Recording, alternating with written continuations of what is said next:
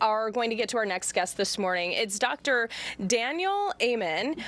He is a physician, founder of Amen Clinics, and Brain MD as well, double board certified psychiatrist, and Dr. What should I say? Social media extraordinaire. I can't tell you how many videos I'm constantly sending of yours to family or friends. You're just a wealth of knowledge. We're excited you're joining us here this morning. We're coming off of May, being Mental Health Awareness Month, but you're kind of answering the question, is mental health brain health? And it seems to make sense, but why so do you? Well, I hate the term mental illness. It shames people, it's stigmatizing, and it's wrong. These are brain health issues. When I told my dad I wanted to be a psychiatrist in 1979, he asked me why I didn't want to be a real doctor, why I wanted to be a nut doctor and hang out with nuts all day long. And my dad didn't get Father of the Year award, but he reflects what people think about people who struggle with anxiety, depression, bipolar disorder, psychosis, whatever. And based on what I believe is the world's largest brain imaging database, these are not mental disorders. They're brain health disorders. Get your brain healthy, and your mind does way better. How do we do that? Teach us, if you can, how we can keep our brain healthy. Well, so it really comes down to three simple things. The first one is love your brain. I mean, I call it brain envy. Mm-hmm. I always said Freud was wrong.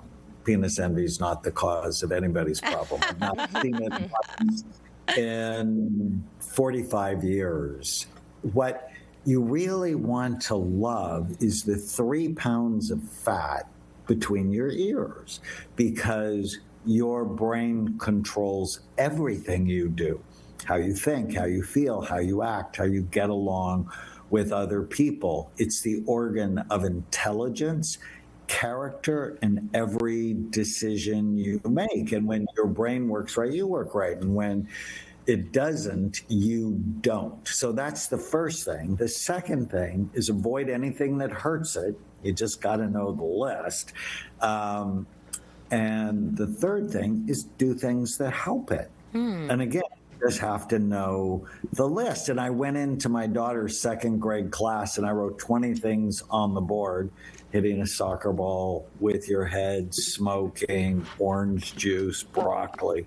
And I'm like, separate these. What's good for your brain and what's bad for it?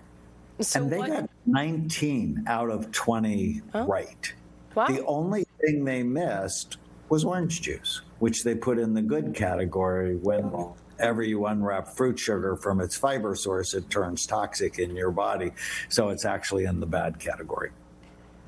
And you have spent so much of your career, I mean, looking at how many hundreds of thousands of brain scans right now. When you look at a scan, what is it that you are looking for? What says that this is a healthy brain versus an unhealthy brain? Well, I look at symmetry. Do the sides look like each other? I look at activity. And is it working too hard, more common in women, or not hard enough, more common in men, which is why men go to jail 14 times more than women do. I'm looking to see about the health of your brain. And most of the people who come to see us, their brain's not as healthy as it could be. And I have a clinic in Scottsdale. And we just do the most interesting work. We see little kids who have autism and ADD, older people who are worried about Alzheimer's disease or depression or can't keep a job or have marital problems. And so many people just never think about the brain. Like if you're fighting with your spouse and you're about to get divorced from the person you declared love to publicly, nobody's thinking. Car accident. Oh, you make a good point. the mold-filled house you're in or the Lyme disease you have. I've actually driven by your clinics here in Phoenix area. I'm glad you mentioned that because we do have a lot of viewers here in the Phoenix area. We have a really good question here in our YouTube chat. They're pretty vocal. Linda Montour says, how can we help those with dementia? I mean, some of the things that you mentioned, the things that were good for our brain, are those still good for people that are suffering with dementia?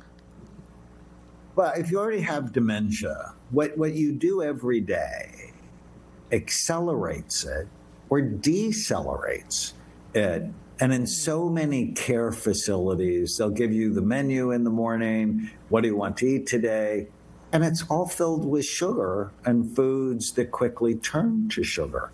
That even in hospitals or schools or churches, we feed people terrible food, which is not good for your brain. I published 3 studies on 33,000 people that show as your weight goes up, the physical size and function of your brain goes down.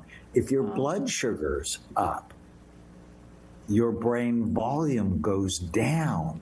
And so eating right is probably the most important thing to a healthy brain and thinking and feeling right. Interesting. And for people watching this too, I think as a society, doctor, a lot of us are under stress, right?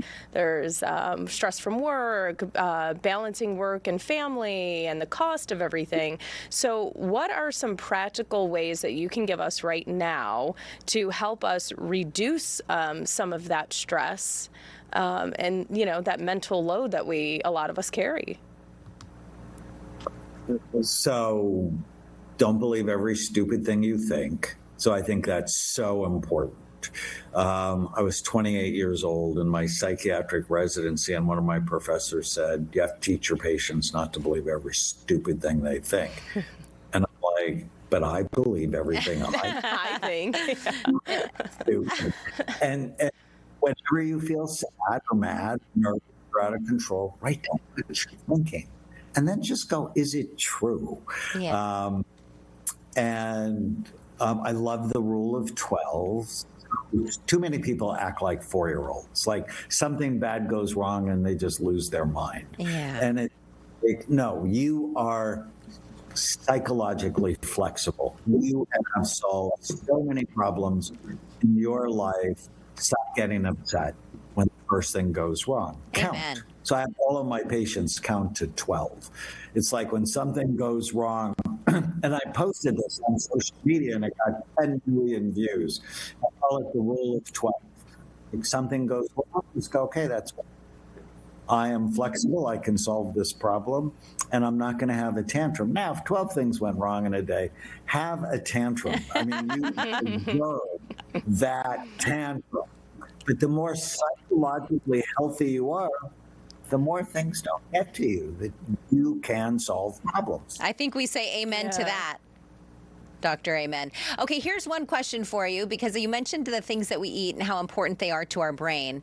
We don't have much time left, but is there one food, 1 or 2 foods we should consume that are so very good for our brain health?